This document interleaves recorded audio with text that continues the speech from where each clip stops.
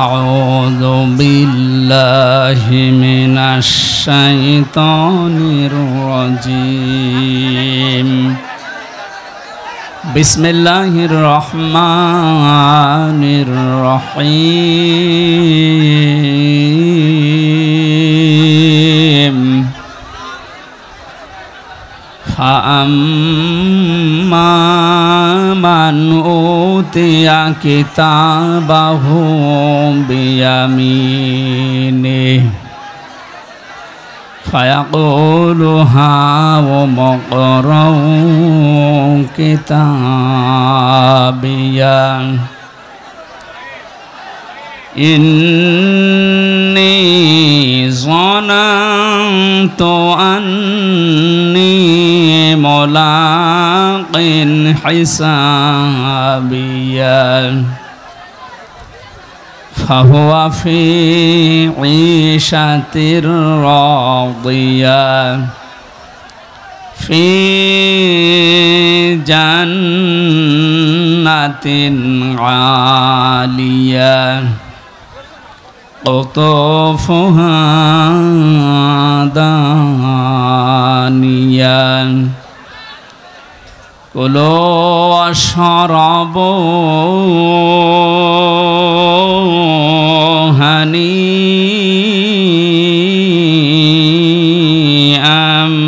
বিমা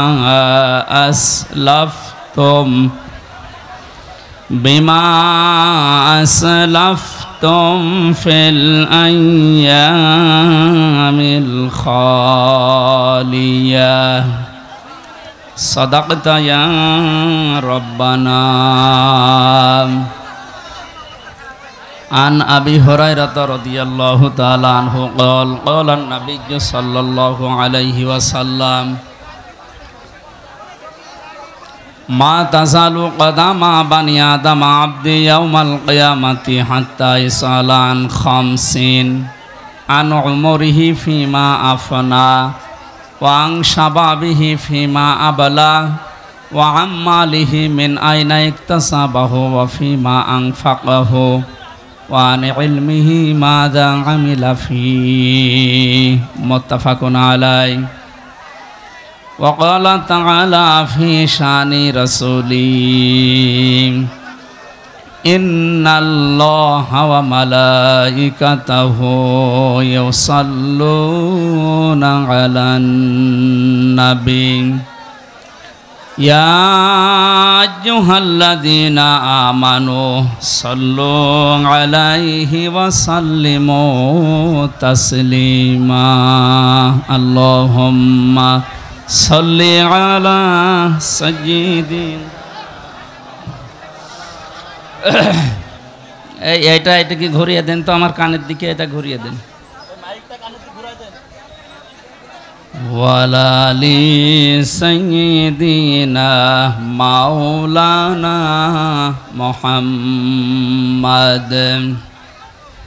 রেখো না মনেতে ভয় বান্দা খোদার, দূর হয়ে যাবে বাধা সব। তোমার আমার এক মালিক আছেন আমাদের রব, আছেন আমাদের রব।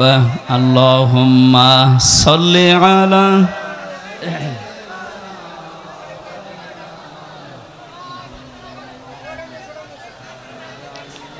জ্ঞান সাম বেশি হয়ে যাচ্ছে।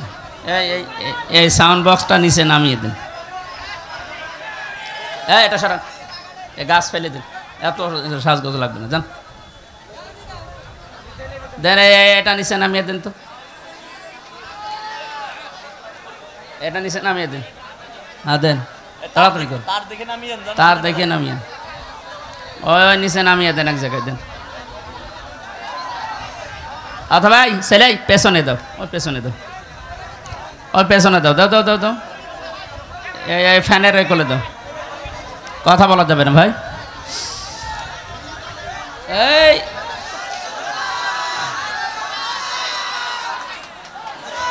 এতটুকু জায়গায় দিয়েছে, আর এলাকায় আর বড় মাঠ নেই।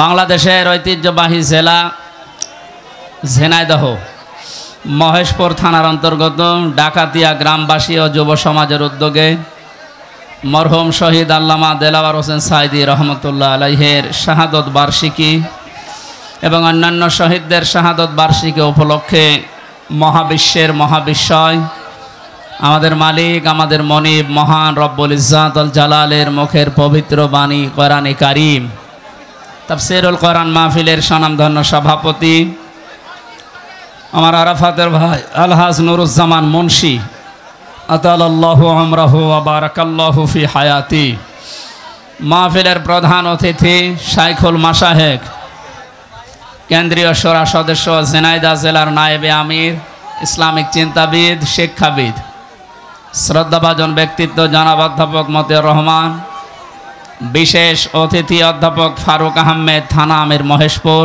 বাংলাদেশ জামাতি ইসলামী। এতক্ষণ যারা আলোচনা রাখলেন মাওলানা হোসাইন আহমেদ মাহফুজ চুয়াডাঙ্গা, মাওলানা আতিকুর রহমান জিহাদি, মাওলানা ইদ্রিস আলী সহ নামনা জানা অন্যান্য ওলামা ইকরাম। মঞ্চে বসা আছেন বিশিষ্ট ইসলামী চিন্তাবিদ শিক্ষাবিদ জনাব মাওলানা আলমগীর হোসাইন, মাওলানা সুলতান আহমেদ সহ মাওলানা আবু সালেহ। রাফা'না লাকা যিকরাক, আলেমদের মর্যাদা সম্মান আল্লাহ যেন আরো বাড়িয়ে দেন। দল মত জাতি বর্ণ ধর্ম নির্বিশেষে কোরআনে কারীম শোনার জন্য যারা এসেছি আমরা খুশি, এই জন্য বলছি আলহামদুলিল্লাহ। যারা চাষবাস করে দেখবেন এই মানুষগুলোর ফসল যদি বেশি হয় ঘরের কোনা গোলা আরও যে সমস্ত জায়গায় ফসল রাখা যায় ধান গম ভুট্টা রাখা যায়, এগুলো রাখার পরও জায়গা হচ্ছে না, বিভিন্ন জায়গায় ছড়িয়ে রাখে দিয়ে রাখে। যিনি দায়িত্বে আছেন তার মানে পরিচালক যিনি গেরস্থ যিনি উনি কি মন খারাপ করেন যে এত ফসল কেন হয়ে গেল? ওনার আনন্দ লাগে যে ফসল আরও বেশি হোক, আমার ঘরে জায়গা না থাক ডলে জায়গা না থাক, এরপরে জায়গা না হলেও দরকার হয় মানুষের বাড়িতে দিয়ে আসবো, এরপরও ফসল বেশি হোক। তাফসীরুল কোরআন মাহফিল মহেশপুরবাসী যা সাজিয়েছে ওরা মনে করেছিল মানুষগুলো এত আসবে না, তারপরেও যাই এসেছি বাড়িওয়ালা যারা যারা দায়িত্বে আছে কমিটির এরা নারাজ না, এরা আরও খুশি যে আরও হোক। যদিও আমরা বিভিন্ন জায়গায় রাখার পরও দেখেন গাছের উপরে বাঁশের উপরে, কালকে যেখানে ছিলাম এই বাগেরহাট ওখানে ওরা 1-1.5 হাজার মানুষের আয়োজন করেছিল। লক্ষাধিক মানুষ হওয়ার কারণে মানুষের চাপে এই কারেন্টের তার খুলে জায়গায় একজন মারা গেছে। আজকে যেন এরকম আবার কোনো দুর্ঘটনা না ঘটে। তারপরেও এই বাড়িওয়ালার মতো, হ্যাঁ এইটাও কারেন্টের তার ভাই, খুব সাবধানে থাকবেন। যারা গাছে বাসে বিভিন্ন জায়গায় বসে আছেন খুব সাবধানে থাকেন। আমরা বেশি সময় না, ঘণ্টাখানিক তাফসীরুল কোরআন মাহফিলে কথা বলবো ইনশাআল্লাহ। ওয়া মা তাওফীকি ইল্লা বিল্লাহ। এই ময়দানটা এখন আমাদের জন্যে মরণের পরে যেন সাক্ষী হয় সেই ব্যবস্থা আজকে আমরা করে নিয়ে যেতে চাই ইনশাআল্লাহ।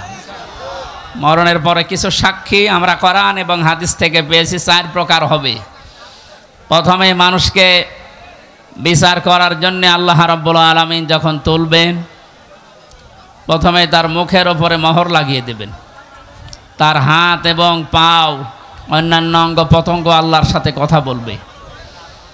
সূরা ইয়াসিনের 65 নম্বর আয়াতে আল্লাহ জানিয়েছেন আল ইয়াউমা নাখতিমু আলা আফওয়াহিহিম ওয়া তুকাল্লিমুনা আইদিহিম ওয়া তাশহাদু আরজুলুহুম বিমা কানু ইয়াকসিবুন।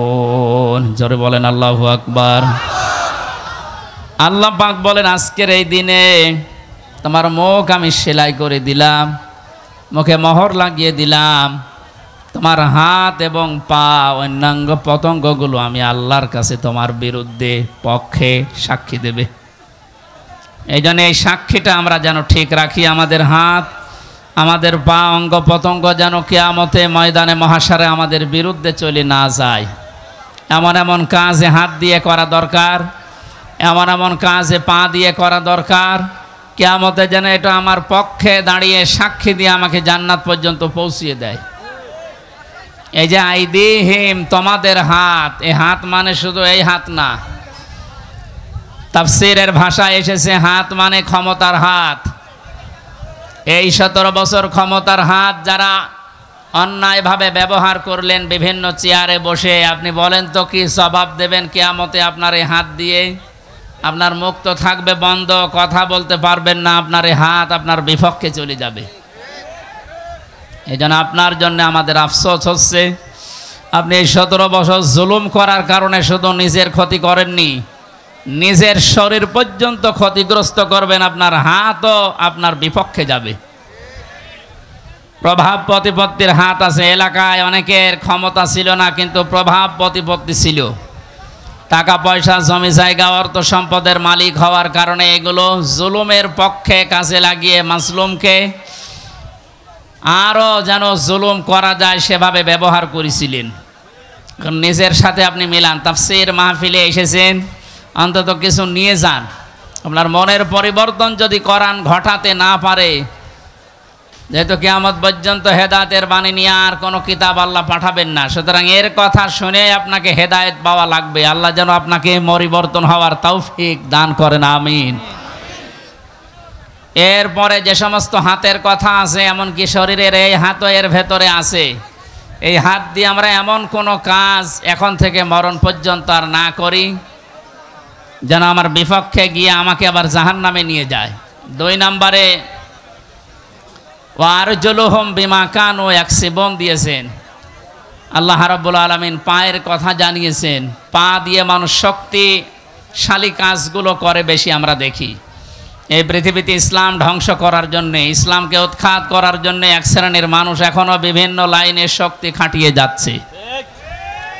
এজন্য আমাদের পা, আমাদের হাত আমরা পক্ষে রাখি, আল্লাহর পক্ষে, কোরআনের পক্ষে, মানবতার পক্ষে। আল্লাহ তুমি তৌফিক দিও, আমিন। 2 নম্বরে সাক্ষী হয়ে দাঁড়াবে আপনার এই 2 কাঁধের ওপরে যারা আছে এরা। আল্লাহ পাক জানিয়েছেন কিরামান কাতিবিন ইয়ালামুনা মা তাফআলুন। সম্মানিত 2 জন লেখক তোমাদের সাথে আমি আল্লাহ দিয়েছি, এরা সব সময় তোমাদের ভালো মন্দ লিখতে আছে। সুতরাং এই সাক্ষীটা আরো কঠিন। এই যে 2টা সাক্ষী 24 ঘন্টা আমাদের কাঁধের ওপরে বসে লিখতেছে। আমার তো আফসোস হচ্ছে এই 15 বছরে অনেকের অনেক কিছু লেখা হয়েছে, কিন্তু প্রকাশ হয়নি, তাই ধরা পড়েনি। টাকলা মোরাদের নাম শুনেছি আমরা। এই লোকের মাত্র 6 মিনিট 8 সেকেন্ডের একটা অডিও কল রেকর্ড ফাঁস হওয়ার কারণে তার সব চলে গেছে। এরকম বহু কল রেকর্ড ফাঁস হওয়ার অপেক্ষায় এখন সামনে আছে। ভাতের হোটেলের মালিক হারুনের মাত্র কয়েক সেকেন্ড, সব হারিয়েছে। আমরা হাসির জন্য বলছি না, আমাদের এখানে হাজারো মানুষ যারা, অনেকের এরকম রেকর্ড আছে, যেন ফাঁস না হয়। এই সমস্ত দুর্বৃত্তদের থেকে শিক্ষা নেওয়া দরকার। আমাদের জীবনেও বহু রেকর্ড আছে। ওর 6 মিনিট 8 সেকেন্ড ফাঁস হয়ে যদি সব হারায়, কিয়ামতের ময়দানে এই যে 2 জন বসে আছে, এরা কিন্তু সব ফাঁস করবে। না জানি আমাদের আবার সব হারিয়ে যায় কিনা। 3 নম্বরের সাক্ষীর কথা আমি পেয়েছি। এই যে জমিনে বসে আছেন, এই জমিনটা কিয়ামতে সাক্ষী দেবে, মহেশপুরের এই জমিন। আখরাজাতিল আরদু আসকালাহা। আল্লাহ পাক বলেন মাটির ভেতরে যা আছে সব সেকাল, সবগুলো বোঝা জমিন সেদিন বের করে দেবে। সুতরাং এখানে বসে আছি, এই জায়গাটুকু যেন কিয়ামতে আমার পক্ষে দাঁড়ায়, বলেন আমিন। এরপরের সাক্ষী হচ্ছে আল্লাহ আমার আমল নামা, যেটা আজকের তেলাওয়াতকৃত আয়াত দিয়ে আমরা যেটা আরম্ভ করবো ইনশাআল্লাহ। সূরা বানি ইসরাইলের 14-15 নম্বর আয়াত আল্লাহ জানিয়েছেন, ইকরা কিতাবাকা কাফা বিনাফসিকা আল-ইয়াওমা আলাইকা হাসিবা। না, একটু কথা বন্ধ করেন, আপনার গোনা হয়ে যাচ্ছে। মনে করছেন আমার কষ্ট হচ্ছে, আমার গোনা হবে না, আপনার গোনা হচ্ছে। ভাই, কোরআনের আলোচনা আরম্ভ হলে আল্লাহর ঘোষণা হচ্ছে চুপ থাকা লাগবে, শোনা লাগবে। পরিবেশ এখন এরা কি করবে? আর জায়গা নেই, এই জন্য যেখানে দাঁড়িয়ে আছেন, বসে আছেন, শুয়ে আছেন, থাকেন, তো কথা শোনেন। আবার বলছি চুপ করেন, কথা বলা যাবে না ভাই। মোবাইলে রেকর্ড হচ্ছে, ওটা কালকে আপনি ইন্টারনেট থেকে নামিয়ে নেবেন, দেখতে পারবেন। আর পরে যারা দেখতে পাননি, আমি এখানে বসে থাকবো, দেখে তারপর বাড়ি যাবে। কি বলবো আর বলেন, এই কথা কানে আসলে আমি হারিয়ে ফেলবো। কথা বন্ধ করেন। এমনিতে 3 বছর জেলে থাকার কারণে অনেক কিছু হারিয়ে গেছে, অনেক কিছু আমি হারিয়ে ফেলেছি। কারণ আগে যা মুখস্থ করতাম 10 মিনিটে, এখন 10 দিনেও হচ্ছে না। কারণ ওরা এমন এমন খাবার খাওয়ায়, ওগুলো খেলে মানুষের ভেতরে কলকব্জা সব নষ্ট হয়ে যায়। আমি অনেক কিছু হারিয়েছি, আর হারাতে চাই না। আপনারা একটু আমাকে সুযোগ করে দিন কোরআনের কথাগুলো বলার। কথা বলবেন না, যাই করেন কথা বলবেন না, ইশারায় করবেন। আমল নামাটা হাতে দিয়ে আল্লাহ পাক বলবেন পড়ো, লোকটা পড়তে থাকবে, আল্লাহ জানিয়ে দেবেন এইটাই তোমার হিসাবের জন্য যথেষ্ট, আর কিচ্ছু লাগবে না। জান্নাতে যাবে না জাহান্নামে যাবে, এই আমল নামাটা যেটা ফেরেশতা লিখেছিল এইটাই বলে দেবে। আল্লাহর বান্দা এটা হাতে নিয়ে পড়া আরম্ভ করবে। কয়েক লাইন পড়ার পরে দেখবে না, এইটা তো জনগণের সামনে পড়া যায় না, লাইনটা বাদ দিয়ে পরের লাইনে চলে যাবে। হাজার হাজার সিসি ক্যামেরা নিয়ে দাঁড়িয়ে আছে ফেরেশতারা। আমি জেলখানায় থাকতে বিশেষ করে আমার আর মামুনুল হক হাফিজাহুল্লাহ, এই 2 জনের ব্যাপারে আলাদা কড়াকড়ি দিয়ে ওরা ক্যামেরা লাগিয়ে দিয়েছিল, যেন কেউ কথা বললে ওইটা ওরা অফিস থেকে দেখতে পারে যে কি কথা বলছে। অথচ আমাদের যে মামলা, আমার তো ছেড়ে রাখার দরকার ছিল জেলখানার ভেতরে। এই ঠনকো মামলা দিয়ে এত কঠিন কঠিন অবস্থায় নিয়ে গেছে, মানুষ এমনি টেনশনেই হাফ হয়ে যাওয়ার কথা। ফাঁসির কন্ডেম সেলের ভেতরে ওরা রেখেছিল আমারে, অথচ আমারে রাখার দরকার ছিল তো ওই ওয়ার্ডে, যেখানে 70-80 জন মানুষ থাকে, যে এখানে সারাদিন থাকেন, গল্প করেন, নামাজ পড়ান, কোরআনের কথা বলেন, মাগরিবের পরে আপনারে ঘরে তালা লাগিয়ে দেব। 24 ঘন্টা এদিকে 2.5 হাত, এদিকে 3.5 হাত তালা লাগিয়ে দিতেও থাক, কোনো যোগাযোগ নেই, যোগাযোগ বিচ্ছিন্ন। এই কঠিন অবস্থায় রাখার কারণে আমি বাস্তবতা একটা জিনিস টের পেয়েছি।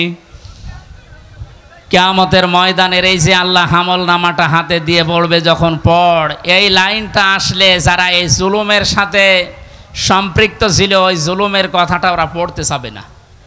কোন লজ্জায় পড়বে, হাজার হাজার মানুষ তার সামনে থাকবে।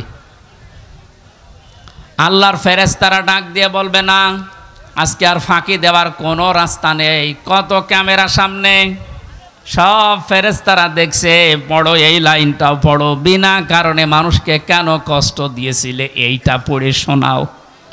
যারা কষ্ট দিলেন এই 17 বছর, হাজার হাজার লক্ষ লক্ষ মানুষকে, আপনার বিবেকের কাছে বলেন তো, আপনি কি পড়তে পারবেন কিয়ামতে ওই লাইন?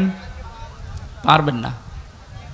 এই জন্য তওবা করার সময় যেহেতু এখনও শেষ হয়নি, পশ্চিম দিকে এখনও সূর্য ওঠেনি, আপনি এখনও তওবা করতে পারেন যদি আল্লাহ কবুল করেন। কিন্তু দুঃখজনক হলো সত্য, একটা ভয়ঙ্কর তথ্য, আল্লাহু লা ইয়াহদিল কওমাজ জালিমিন, জালেমদেরকে আল্লাহ হেদায়েত দেয় না। আপনার কপালে যে কি আছে, নিজের কপালে আপনি নিজে কোড়াল মেরেছিলেন। যেন আপনার জন্য এখন আমরা যারা মুসলিম, আমাদের আফসোস হচ্ছে যে আপনি কি করলেন, দুনিয়াও শেষ করে দিলেন, আপনার আখিরাতটা ধ্বংস অলরেডি হয়ে গেছে। আপনার থেকে আমরা শিক্ষা নিতে চাই, আমাদের বাকি জীবনে যেন আমরা এমন কোনো কাজ না করি যেটা আমি জনগণের সামনে পড়তে পারবো না, ঠিক আছে? তাহলে এই মাহফিল সাকসেস হবে। তাছাড়া আমি একেবারে হাব্বা জাব্বা দিয়ে স্টেজ সব ভেঙে ফেললাম, কোনো কাজ আছে? বাংলাদেশে ইসলাম কায়েম হয়ে গেল মনে করেন, কিন্তু আমার নাজাত হইল না, লাভ আছে? বলেন না কেন? ইসলাম কায়েম হোক না হোক, আমার চেষ্টা করা লাগবে এই জমিনে। কারণ এই যে ইসলাম, এটা আল্লাহর তৈরি করা, আল্লাহর পাঠানো। আমি ইসলামের মালিক না, আমি ইসলামের খাদেম। আমি ইসলামের কি? এই যে জমিনটা, এই যে মনে হয় 2-3 বিঘা জমিন এখানে পড়ে আছে, এই জমিনের মালিক হচ্ছে ইনি, সভাপতি সাহেব, মুন্সি সাহেব।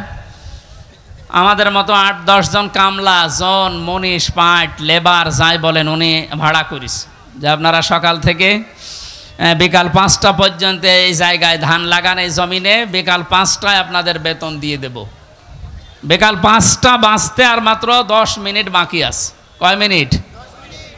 8-10 জন মস্তান এসেছে মোটরসাইকেল নিয়ে, বড় বড় ছড়ি নিয়ে, সোনার ছেলেরা এখন যেটা ব্যবহার করতো, যেটা এখন পাওয়া যাচ্ছে, এইটা এখন নিয়ে এসে বলছে এ ধান আমরা লাগাতে দেব না, ধান লাগিয়েছেন যা আরো তুলে ফেলবো।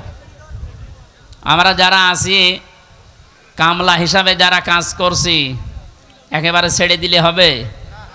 তাহলে বেতন পাওয়া যাবে? ওদেরকে বলবো ভাই এ জমিনের মালিকও আমরা না, এ ধানের মালিকও আমরা না, আমরা কামলা, আমরা হচ্ছে জন লেবার যাই বলেন, আমরা খাদেম, কাজ করছি, বিকাল 5টায় বেতন দিয়ে দেবে। এখনো 10 মিনিট বাকি আছে, আপনারা ধান যদি তুলে ফেলতে চান, এ ফসল নষ্ট করতে চান, 10 মিনিট পরে তোলেন। অবশ্য ঠিক এইরকম কামলা নেওয়া যায় না? ঠিকই বলিস, কারণ জমি তো আমার না, এ ধানও আমার না, তুলে ফেলেন আমার অসুবিধা নেই, কিন্তু 10 মিনিট পরে আমার বেতনটা আগে বিকাল 5টায় নিয়ে নি। বিকাল 5টা বাজার আগে কিন্তু এ ধান আমি তুলতে দেব না। যারা 10 জন কামলা আছি, যদি তুলতে চাই এরপরও মস্তানরা কটা কাটাকাটি হবে না? মারামারি, রক্তপাত, যদি মেরে ফেলা লাগে, কারণ আমার টার্গেট কি? বেতন। টার্গেট কি? ওইটা না হলে আমি পরবর্তী যারা আছে আমার ছেলে মেয়ে স্ত্রী এদেরকে খাওয়াবো কি? সুতরাং আমার বেতন হয়ে যাক, এরপরে করেন। এরপরও যদি তুলে ফেলে মস্তানেরা, আমাদের সাথে মারামারি করে যাই হলো। এখন ওই যে জমির মালিক একজন আছে না, কথা বলে না কেন? আমরা খাদেম যারা আছে, এই খাদেমেরা এদিকে তাকান, আমরা খাদেম না? কার খাদেম? কোরআনের খাদেম। কিসের খাদেম? এই খাদেমদেরকে বলছি শুধু এটা এই 10,000 20,000 মানুষ আমার সামনে তা না, এটা রেকর্ড হচ্ছে, সারা বাংলাদেশ সহ বিশ্বের লক্ষ কোটি মুসলমানেরা শুনছে। 175 কোটি মুসলমানকে খাদেম যারা, কোরআনের আল্লাহর দাস যারা, আমরা আল্লাহর গোলাম যারা, তাদেরকে বলছি জমিনে ইসলাম কায়েম করতেই হবে। এটা ফরজ না, চেষ্টা করে যাওয়া ফরজ। হলে ভালো, না হলেও আমার অসুবিধা নেই, আমার বেতন আছে বিকাল 5টায়, জান্নাত। কথা বলেন না কেন? কিন্তু বিকাল 5টা বাজার আগে, তার মানে জীবনের শেষ দিন, ওয়াবুদ রব্বাকা হাত্তা ইয়াতিয়াকাল ইয়াকিন, সূরা হিজরের 99 নম্বর আয়াত। আল্লাহ বলেন ইবাদত করবা আল্লাহর ওই দিন পর্যন্ত যতদিন মরণ না আসে। সুতরাং মৃত্যু আসার আগ পর্যন্ত আমরা যারা খাদেম আছি, এ জমিনে আল্লাহর দিন কায়েম করার চেষ্টা চালাবই। বাধা যদি কেউ দিতে আসে, তর্কাতর্কি হবে, এতদিন সেটা হয়েছে, হাতাহাতি হবে, এতদিন যেটা হয়েছে, রক্তপাত হবে, এতদিন যেটা হয়েছে, ফাইনাল এখন শুরু হবে, মেরে ফেলা লাগলে মেরে ফেলবো। এখন আর সাহস কেউ করবে না, এখন আর সাহস করবে না। এই জন্য তো দাড়ি কেটে পালাচ্ছিল। কি আশ্চর্য ইতিহাস তৈরি করে গেল লোকটা। তাহলে বোঝা যাচ্ছে এই দাড়ি, এটা মেকি দাড়ি, মানুষকে ধোকা দিয়ে বোকা বানিয়ে কোটি কোটি টাকার মালিক হয়েছে এই দাড়ি দেখিয়ে। নাম দিয়েছে কি? দরবেশ বাবা। এই যদি হয় দরবেশের অবস্থা, বাকি যেগুলোর ক্লিন সেফ, ওদের চরিত্র কি? আমির হোসেন আমন আমি একটা লোকের ভিডিও দেখলাম, এর চরিত্র এত নিচে নেমেছে আমি এতদিন জানতাম না। সে নাউজুবিল্লাহি মিন যালিক। এদের সর্বোচ্চ নেতার যদি এই অবস্থা হয়, বাকিগুলো যে কোথায় যে টাল হয়ে পড়িয়াস, আল্লাহ ছাড়া আর কেউ জানে না। কয়েকজনের একটু ফাঁস হয় বলে আমরা জানি, ওদের প্রত্যেকের চরিত্র এরকম। বহু মানুষের সাথে মিশে দেখেছি এইটা। একবার চট্টগ্রাম থেকে আসার সময় এক বাসের ড্রাইভার, পেছনে বসেছিলাম, বলছিল এই কথা যে কি বলবো, কিছু বলতেও পারি না, সইতেও পারি না। মাঝে মাঝে যখন বাস চালিয়ে যায় মনে করি ওই রকম কিছু পেলে চাপা আগে ওইটা দেব। কত রাগ একটা মানুষের তৈরি হলে এ কাজ করতে পারে বলেন তো? যদিও হত্যার পক্ষে আমি না, কিন্তু ঝিনাইদহ শহরে একজনের লাশ দেখলাম টাঙিয়ে জুতা দিয়ে পিটাচ্ছে। একটা মানুষকে কত ঘৃণা করলে এ লাশ টাঙিয়ে, তাও উলঙ্গ করে টাঙিয়ে রেখেছে, এরপরও আপনার লজ্জা হয় না? এরপরও সাপোর্ট করেন জালেমদের। আপনার তো বিবেক মরে গেছে।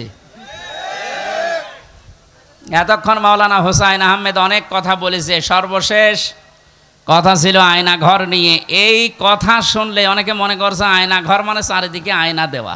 কোনো আয়না নেই, কোনো আয়না নেই। আমি তো রিমান্ডে 10 দিন ছিলাম, কোনো আয়না নেই। যে অবস্থা তৈরি করেছেন আপনি, এর সাথে জড়িত যারা প্রধান থেকে শুরু করে নিম্ন পর্যন্ত, একটাকেও ক্ষমা করার মতো না। কারণ এরা ক্ষমার অযোগ্য হয়ে গেছে। ক্ষমা পাওয়ার জন্য যে যোগ্যতা দরকার এদের ভেতরে সেটা নেই। সুতরাং যারা বলছেন এদেরকে ক্ষমা করে দিলে হয় না, না, কিসের ক্ষমা?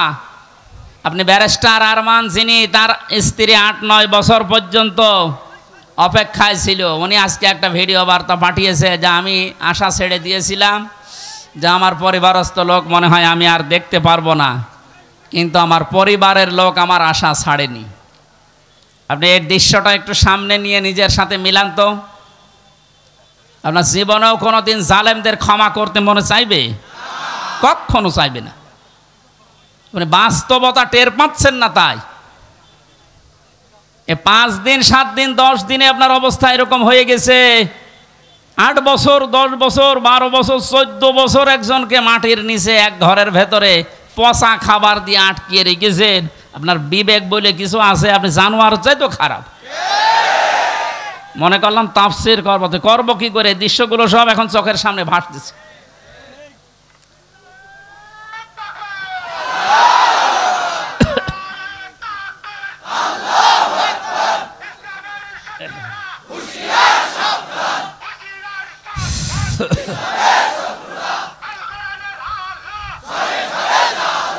আলহামদুলিল্লাহ ভাই,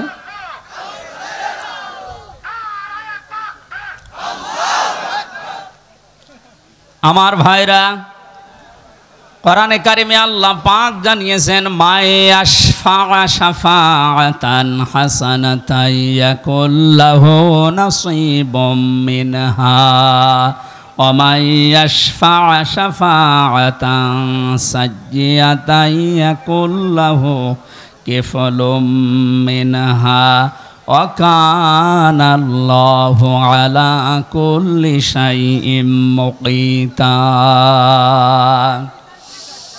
এই পৃথিবীতে কোনো মানুষ যদি ভালো কাজের, সৎ কাজের, কল্যাণমূলক কোনো কাজের সুপারিশ করে, সহযোগিতা করে, রায় দেয়, ভোট দেয়, সাপোর্ট করে, সমর্থন জানায়, ওই লোকটা ভালো কাজ করে যে সওয়াব পাবে, আপনি ওই ভালো কাজে শুধু রায় দেওয়ার কারণে, সাপোর্ট দেওয়ার কারণে একই সওয়াব পেয়ে যাবেন।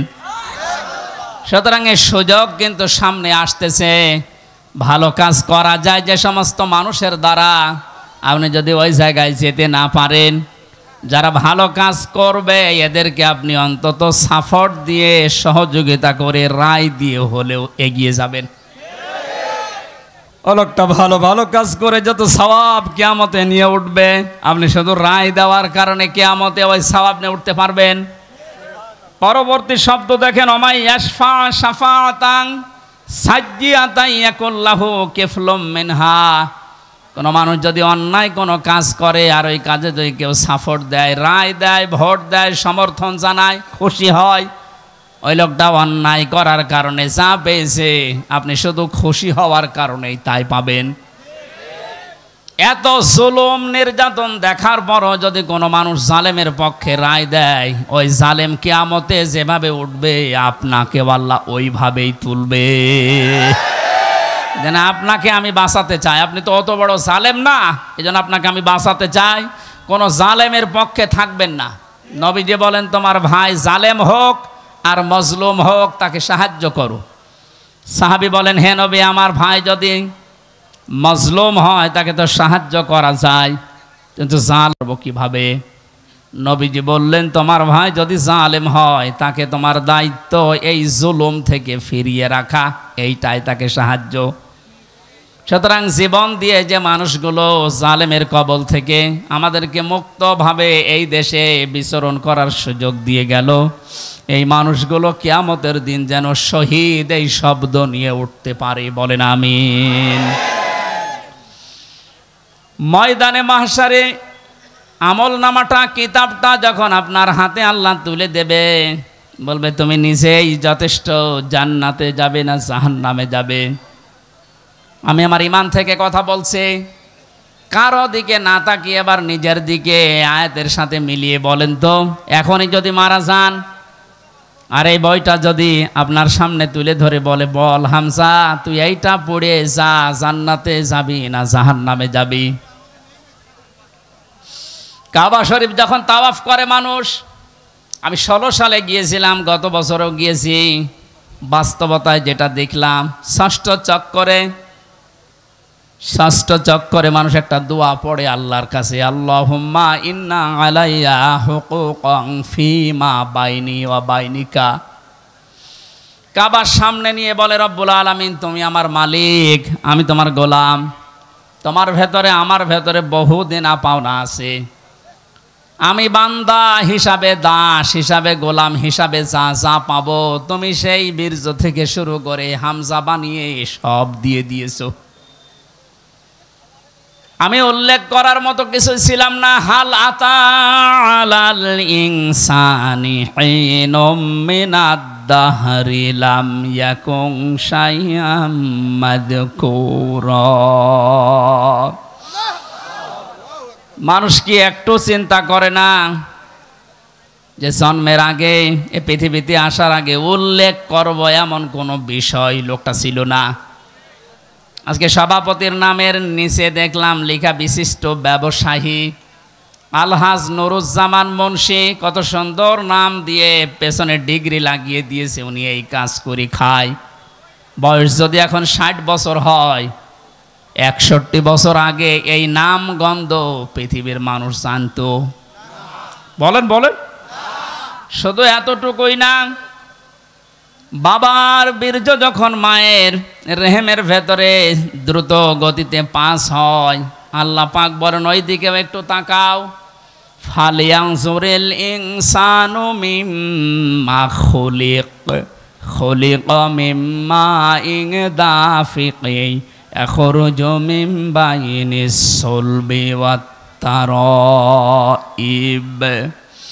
মানুষকে নজর করে দেখে না কি জিনিস দিয়ে তাকে বানালাম।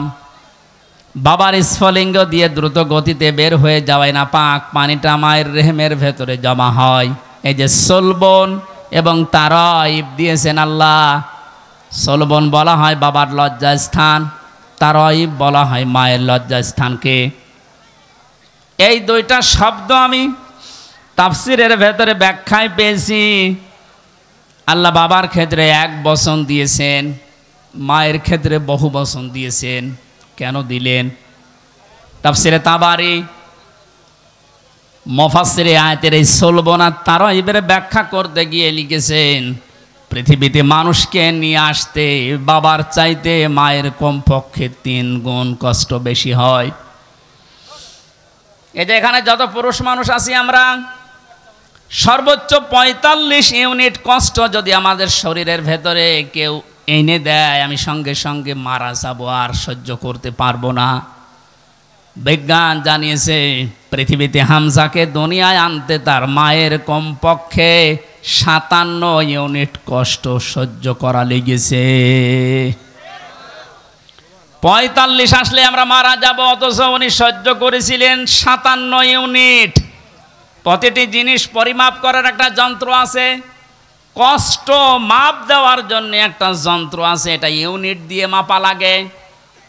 এই যে এই প্যান্ডেলটা যদি আপনাকে আমি মাপ দিতে বলি, দাড়ি পাল্লায় তুলে দেবেন কি দিয়ে? ফিতা লাগবে, গজ লাগবে, টেপ বলেন, এটা দিয়ে মাপতে দিলে আপনি মাপতে পারবেন এটা কয় গজ। পৃথিবীতে প্রতিটি জিনিস মাপার আলাদা আলাদা যন্ত্র আছে না নেই? কষ্ট মাপার জন্যে 45 থেকে 57 আপনি হিসাব করেন। এতগুলো কষ্ট সহ্য করার পরেও শুধু শেষ করেননি। সূরা হাক্কাত 15 16, 17, 18 এই আয়াতগুলোর তাফসিরে পেয়েছি। হামালাতুহু উম্মুহু কুরহা ওয়া ওয়াদাআতুহু কুরহা ওয়া হামলুহু ওয়া ফিসালুহু 30 শাহরা ইলা আখির আয়া। আল্লাহ পাক বলেন তোর মা তোকে কষ্টের পরে কষ্ট সহ্য করে পেটে বহন করেছে, শুধু এতটুকুই শেষ করেনি, ডেলিভারির যে কষ্টটা এটাও সহ্য করেছে, এতটুকুও শেষ করেনি, 2 থেকে 2.5 বছর পর্যন্ত বুকের দুধ খাওয়িয়েছে। কোনো মানুষ যদি এই পৃথিবীতে বলে মায়ের কষ্ট ঋণ আমি শোধ করে দেব, বিশ্বনবী জানিয়েছেন জন্মের পরে যে 1 ফোঁটা দুধ তোমার মুখে মা দিয়েছিল ওই ঋণটাও কিয়ামত পর্যন্ত শোধ হবে না। মায়ের এই কষ্টের কথা শোনার পরে যে মানুষগুলোর ভেতরে আবেগ আপ্লুত হয়ে মায়ের কথা মনে হচ্ছে যে এই কষ্ট সহ্য করেছে আমার মা, অবশ্যই তাদের উচিত হবে আল্লাহর ইবাদতের পরে মা বাবার দিকে খেয়াল করা, তাদের খেদমত করা। কোরআনে কারীম জানিয়েছে ওয়াকাদা রাব্বুকা আল্লা তা'বুদু ইল্লা ইয়্যাহু ওয়া বিল ওয়ালিদাইনি ইহসানা। এই এদিকে তাকান, আল্লাহ আদেশ দিচ্ছেন, আমি রায় দিয়ে দিলাম। রায় দিচ্ছেন কে? আমি রায় দিয়ে দিলাম, লিখে দিলাম। এই যে কযা মানে ফয়সালা করে দেওয়া, রায় দেওয়া, লিখে দেওয়া, সিদ্ধান্ত জানানো। আমি আল্লাহ সিদ্ধান্ত নিয়েই ফেলেছি, রায় দিয়ে দিয়েছি যে আমার ইবাদতের পরে আর কারো ইবাদত করা যাবে না, আর মা বাবার খেদমত করা লাগবে, তাদের পেছনে খরচ করা লাগবে। মহেশপুরবাসী এখানে একটা শিক্ষা পেয়েছি আমি, আল্লাহর ইবাদত করা, আল্লাহর আইন মানা নফল না ফরজ? আরো জোরে বলেন। মা বাবার আইন মানা, আপনি আলেম, আপনি কথা বলবেন না। যারা জানেন না মুখ খুললেন কেন বলেন তো? আমি এখানে একটা শিক্ষা নিতে চাই, আমি গতানুগতিক কথা বলি না। আপনি দেখেন তো কি এখান থেকে বের হয়। আল্লাহর আইন মানা আমরা দেখলাম ফরজ, প্রশ্ন করা যাবে? বলেন না কেন? আল্লাহর আইন আপনার বুঝে আসুক বা না আসুক এইটাই ফাইনাল, কোনো প্রশ্ন। আল্লাহর আইন মানা কি? সবাই মুখ খোলেন তো কি? মা বাবার আইন মানা ফরজ না। এই যে মাঝখানে ওয়া আছে, মা বাবার আইন মানা ওয়াজিব না, ফরজ না, ওয়াজিব না। মা বাবার খেদমত করা ফরজ, আইন মানা শুধুমাত্র আল্লাহর ফরজ। কার? আরো জোরে বলেন। আর আল্লাহর পরে রসুলকে আল্লাহ শরীয়ত প্রণেতা বানিয়েছেন, শারে, এজন্য উনি যে নিয়ম নীতিগুলো দিয়েছেন ওইগুলো ফরজ। মা বাবার আইন মানা ফরজ নয়, তাদের সেবা করা, খেদমত করা, টাকা পয়সা তাদের পেছনে খরচ করা কি? বলেন না কেন? কেন ফরজ কেন? আল্লাহ রাব্বুল আলামিন দলিল দিচ্ছেন আখফিদ লাহুমা জানাহা যুল্লি মিনার রাহমা। এদিকে তাকান, এটা আলেম না? এটা শব্দটা আছে আখফিজ, খফজন মানে ডাউন করা, এরপরে ফল করা। খফজন মানে কি? ডাউন করার পরে ফল করে দেওয়ার আরবি নাম আখফিজ বা খফজন। আল্লাহ বলেন খফজন করবে। জানাহান মানে ডানা, জিল্লুন মানে ছায়া হয় বা নম্রতা হয়। তোর যে ছায়া আছে ডানা, আর এই ডানার ছায়াটা এভাবে ডাউন করার পরে ফল করে দিবি। আমার প্রশ্ন হচ্ছে, এ পৃথিবীতে কোনো মানুষের ডানা আছে কি? এটা কি? তাহলে আল্লাহ এখানে এদন দিত বা আউদা দিত, এ শব্দ না দিয়ে জানা হন পাখির ডানা আল্লাহ আমাদেরকে দিলেন। আল্লাহ মনে হয় জানে না তাই জানা হন দিলেন পাখির ডানা আমাদেরকে ধার করিয়ে। কেন? ডানা আর দুনিয়ায় কারো নেই? পৃথিবীতে আর ডানা কারো আছে না নেই? কিসের আছে? আরে ভাই পাখির ডানাই তো দিয়েছে। পাখি বাদ দিয়ে পৃথিবীতে আর কারো ডানা নেই? আছে, এরোপ্লেনের ডানা আছে, হেলিকপ্টারের ডানা নেই? ওদের ডানাটা আল্লাহ এখানে লাগালেন না কেন? তাহলে তো আমাদের এই যে জানাহন দেওয়া লাগতো না। পাখির ডানার কথা দিয়েছেন এই জন্যে তাফসির মাহফিলে আসতে হয়। আপনারা শুনতেছেন? জানাহন শব্দটা আল্লাহ পাখির কাছ থেকে ধার করে আমাদেরকে লাগিয়ে দিলেন, কারণ আমাদের এই হাতের ভেতরে পর নেই, এর ভেতরে মোলায়েম কোনো কিছু নেই, সব শক্ত। পালক আছে, পর আছে, মোলায়েম করার কোনো কিছু নেই, এটা শক্ত। কিন্তু পাখির ডানার ভেতরে পর আছে, পালক আছে, একটার পরে আর একটা যখন লাগিয়ে দেয় সফট হয়ে যায়, কোমল নরম তুলতুলি হয়ে যায়। আল্লাহ এতটুকু শেষ করেননি, জানাহাদুল্লি মিনার রহমা দিয়েছেন, যে পাখির ডানাটা শুধু ডানা এভাবে ডাউন করে না, ও যখন ডাউন করার পরে ফল করে দেয়, ওর নিচে পাখির বাচ্চাগুলো যাবার পর একটা কিচির মিচির আওয়াজ দেয়। বাংলাতে এটা বলে অনির্বচন সুখ। কি বলে? একটা অনির্বচন সুখ অনুভব করার কারণে ভেতর থেকে আওয়াজ হয় কিচির মিচির। আমরা মনে করি কিচির মিচির না, এ আনন্দটা, এ আওয়াজটা পাওয়ার জন্যে না। কি করে কি হয়? আপনারা সব পিছান তো, এত আস্তে পিছালে হবে না, আরো পিছান, পিছান, আরো পিছান, আরো পিছান যান, আরো এক হাত যান। এই ছেলে যাও যাও যাও, চেয়ার সরানো লাগবে না, তুমি নিজে সরো।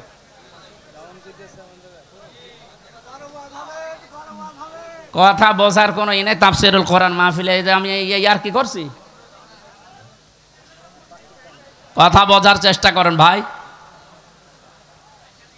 আল্লাহ রাব্বুল আলামিন পাখির ডানাটা এই জন্যেই দিয়েছেন মানুষকে বোঝাতে, পৃথিবীর বান্দা বান্দিরা, তোমার মা আর বাবা যখন শেষ বয়সে চলে যাবে, তারা যেন তোমার এই পাখির ডানার মতো হাতের যে ছায়া, এর নিচে পড়ার পরে যেন একটা আনন্দ অনুভব করে, যে আমার হামজা থাকতে অন্তত আমার আর কোনো চিন্তা নেই। মহেশপুরবাসী কত আলেম এখানে বসে আছে, হাজারো মানুষ আমরা, বলেন তো আমাদের মা আর বাবা এখন শেষ বয়সে এসে এইটা বলার মতো স্কোপ পাচ্ছে না? পাচ্ছে না। আল্লাহ রাব্বুল আলামিন মায়ের কথা 3 বার দেওয়ার জন্য তারাই বহু বচন দিলেন, আর বাবার কথা 1 বার দিয়েছেন। আমি যেটা পর্যন্ত এটা নিয়ে এসেছিলাম, নেই থেকে শুরু করে এ পর্যন্ত যিনি নিয়ে আসলেন, কারো সাহায্য যার লাগেনি। মার বাবার এই যে স্ফলিঙ্গ দিয়ে নাপাক পানিটা দিয়ে তাফসিরে পড়েছি, আল্লাহ 8টা জিনিস বানিয়েছিলেন: রক্ত, গোশত, চর্বি আর চামড়া, চুল, রগ, হাড় আর পর্দা।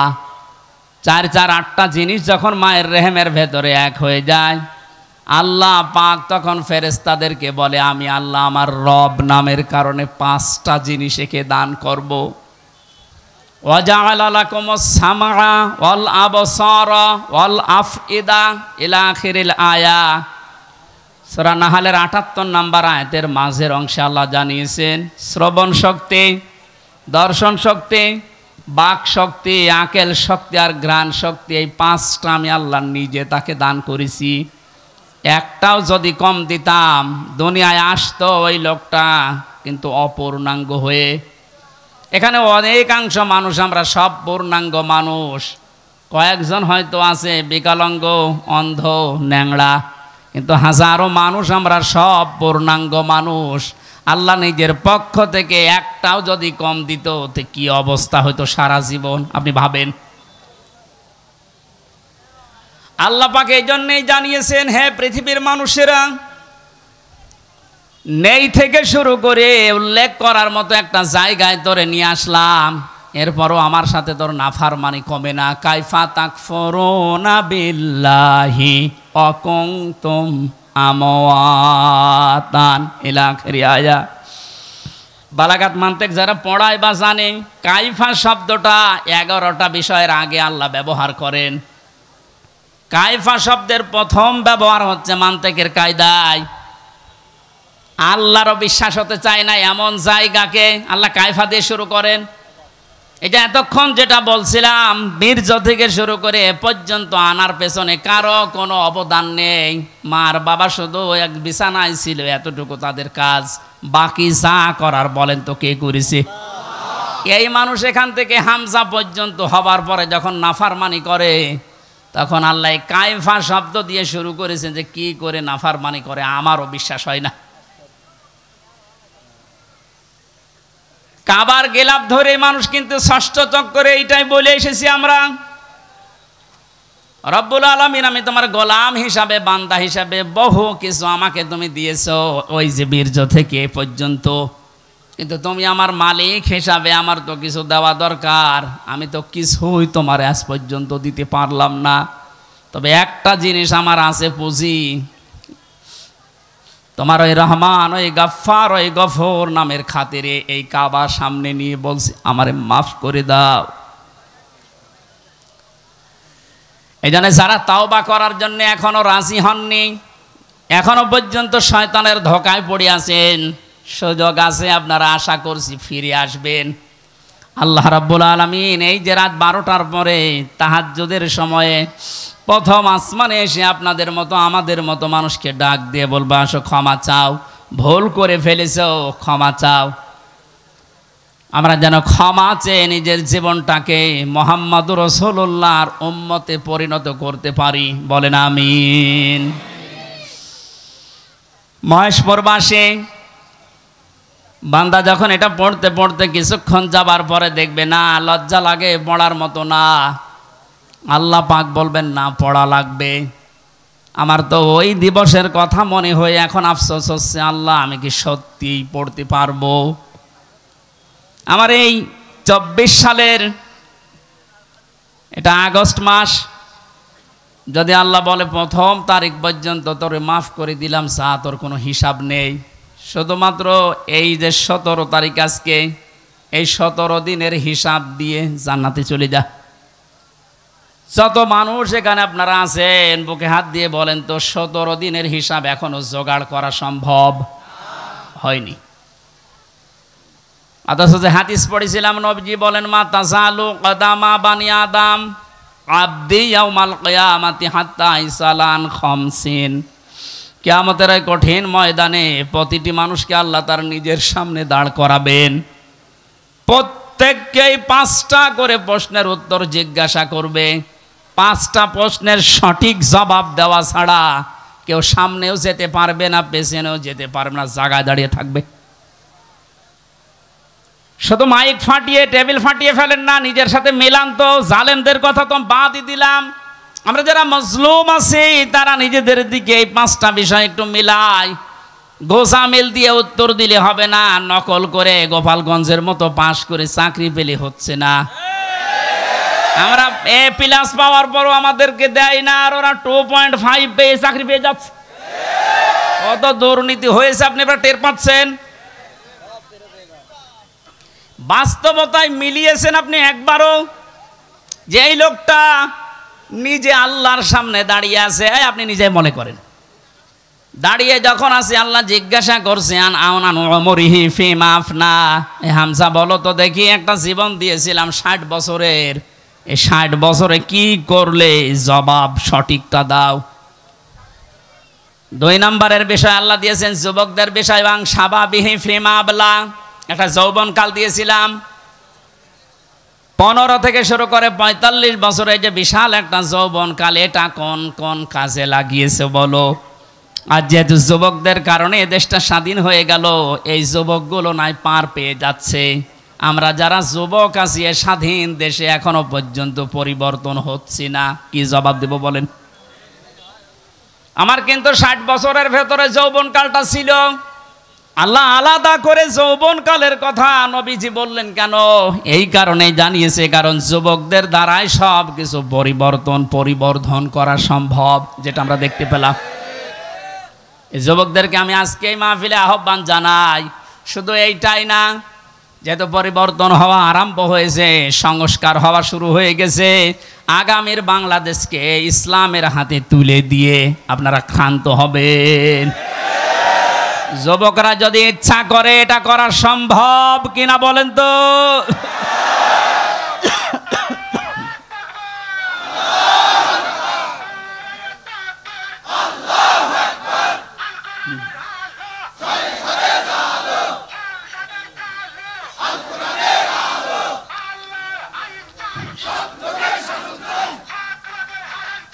আল্লাহর আইন চাই। আলহামদুলিল্লাহ, তাকবীর যেন আল্লাহ কবুল করেন এবং বাংলাদেশ চোখে যেন দেখান, বলেন আমিন। আজকে এই যে শেজিয়া বাজারে আমি আয়াতটা পড়েছিলাম, আরাআইতান নাস ইয়াদখুলুনা ফি দীনিল্লাহি আফওয়াজা। হে নবী, আপনি যখন দেখবেন যে আল্লাহর সাহায্য এসে গেছে, তখন তো বিজয় হবে। দলে দলে পালে পালে মানুষ ইসলামে প্রবেশ করছে, যেটা আমরা এখন চর্মচোখে সারা বাংলাদেশে দেখতে পাচ্ছি। একটু যাদের বিবেক আছে, একদম মরে যায়নি, তারা আজ সব কিছু ভুলে ইসলামে চলে আসছে। কারণ ইসলামের মালিক ওরা জানে যে দেশে জামাত ইসলাম শিবির চরমনা এরা না, ইসলামের মালিক কে? আর যারা আমরা আছি, আমরা ইসলামের খাদেম। সুতরাং ইসলাম প্রতিষ্ঠা করতে গিয়ে, ইসলাম কায়েম করতে গিয়ে বিকাল 5টার আগে কাউকে আমরা আর ষড়যন্ত্র করতে দেব না ইনশাআল্লাহ।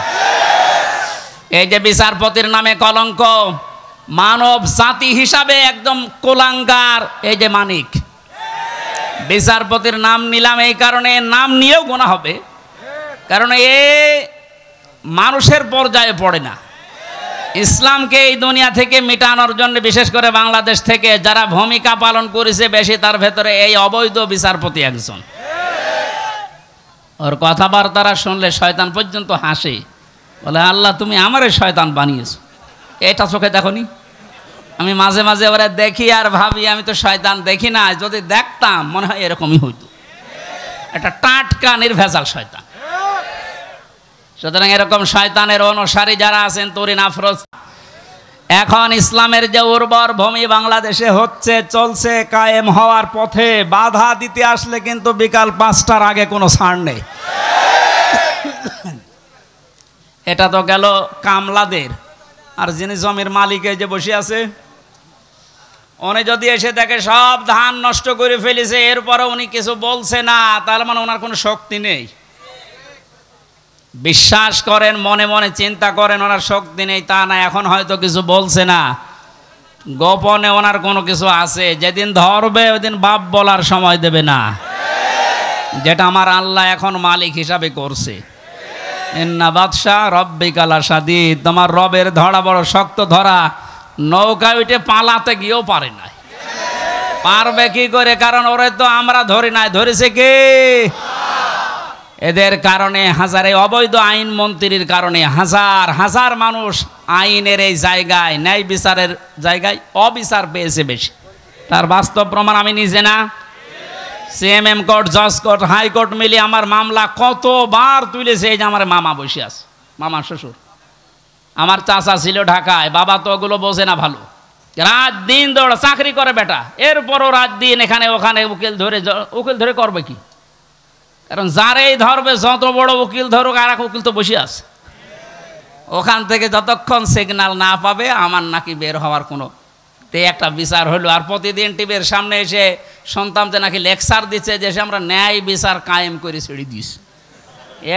এই ন্যায় বিচার। আমার মতো মূল্য চুরির মামলায় যদি 33-32 বার হাইকোর্টে মামলা ওইটি জামিন না দেয়, কিসের ন্যায় বিচার? যেটা এখন সব পরিষ্কার হয়ে গেছে। 15 বছরে কোনো ন্যায় বিচারে দেশে কায়েম হয়নি, পুরাটা হয়েছে অবিচার। আল্লাহ যেটা নিজে এখন ধরিস। এই জন্য সাবধান। আল্লাহ এমনি কিছু বলছে না, অনেকে মনে করছে এত কিছু করে কিছু হয় না। এখন কিছু টের পাচ্ছেন? আলেমদের মাথায় দড়ি দিয়ে ছাগলের মতো, গরুর মতো যখন টেনে নিয়ে যেত ওই কোর্টে, বারান্দায় দাঁড়িয়ে অনেক শয়তান দেখলাম হাসতেছে আর টিপ্পনি কাটতেছে। যে দেশে আর হুজুর নেই, আমির হামজা, মাওলানা মামুনুল হক, এরে ধরলো, আর হুজুর নেই দেশে। তাদের কত সুন্দর সুন্দর কথা, ফেরেস্তার মতো কথা বলে, আর এরা উঠলে শুধু রাজনীতি করে। ধরেছে, ঠিকই হয়েছে। এখন আপনি টের পাচ্ছেন কি হচ্ছে? 10 দিন আগে যে লোকটা আইন পোড়া চালাতো, সেই লোকটার পক্ষে একটা উকিল পর্যন্ত এখন দাঁড়াতে রাজি না। এইটাই আল্লাহর ধরা। এটা কার ধরা? এই জন্য জমিনের মালিক যিনি, উনি যদি ধরে, বাপ বলার কিন্তু সময় পাবেন না।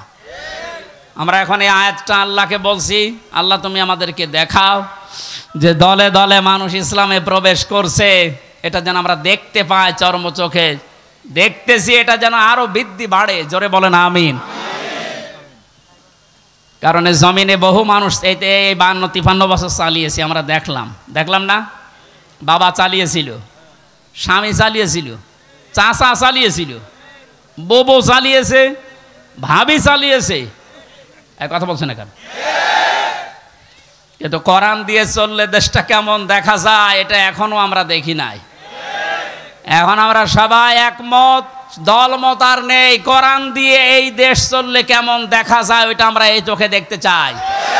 কারা কারা দেখতে রাজি আছেন দেখি? লিল্লাহি তাকবীর।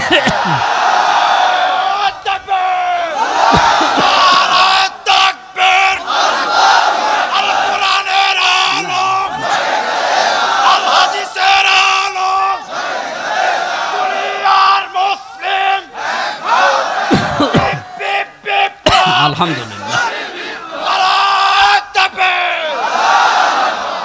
এই জন্য কোরআনের খাদেম আমরা যারা এখানে বসে আছি আমাদের কোনো টেনশন নেই। কায়েম হলেও এদেশে ভালো, না হলেও আমার কোনো লস নেই। আমার বেতন আছে বিকাল 5টায়, তার নাম জান্নাত, ওটা আল্লাহ আমাকে দেবেই।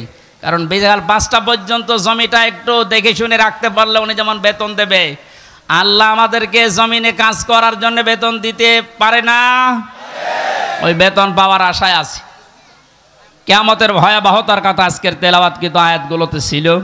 যেহেতু আমরা বলেছিলাম 1 ঘন্টা, এই জন্য খুব তাড়াতাড়ি করছি, সামারাইজ করছি। আল্লাহ রাব্বুল আলামিন সূরা হাক্কাত 52টা আয়াত দিয়েছেন।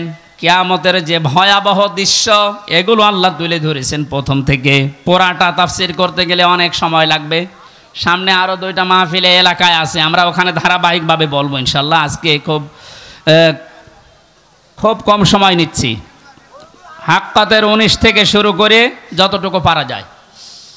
আল্লাহ রাব্বুল আলামিন বলেন, ফাআম্মা মান উতিয়া কিতাবাহু বিয়ামিনিহি ফায়াকুলু হাউমুকরাউ কিতাবিয়া।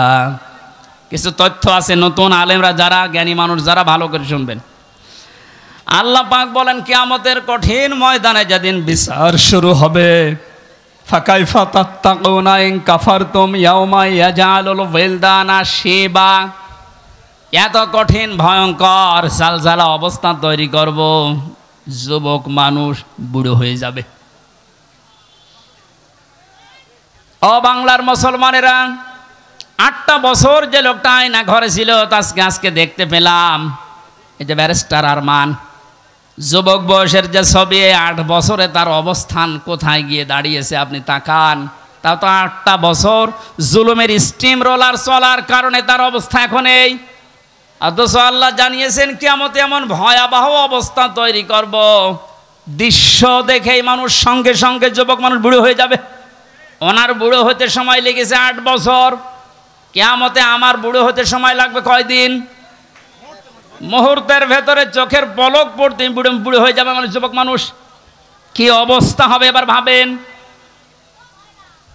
ইয়াউমা ইয়াফিরুল মারউ মিন আখি, প্রথমেই পালাবে মানুষ দেখলেই তার আপন ভাই থেকে। ওয়া উম্মিহি ওয়া আবি, তার মায়ের কাছ থেকে, বাবার কাছ থেকে। ওয়া ফাসিলাতিহি আল্লাতী তুবি, আল্লাহ পাক বলেন তার জ্ঞাতি গোষ্ঠী, তাকে যারা আশ্রয় দিত, এই মানুষগুলো পালাতে থাকবে। ও দুনিয়ার মানুষেরা, পৃথিবীতে আমরা বিপদে পড়লে, হামলা মামলার শিকার হলে আগে ভাই আগিয়ে আসে, বাবা আসে, বংশের লোক আসে, জ্ঞাতি গোষ্ঠী যে দল করি ওই দলের লোক আসে। আল্লাহ পয়েন্ট আকারে ওগুলো আগে দিয়েছেন যে এইগুলো আগে পালাবে। একটা বারের জন্য আপনার বিবেকে নাড়া দেয় না যে এইগুলো যদি পালায়?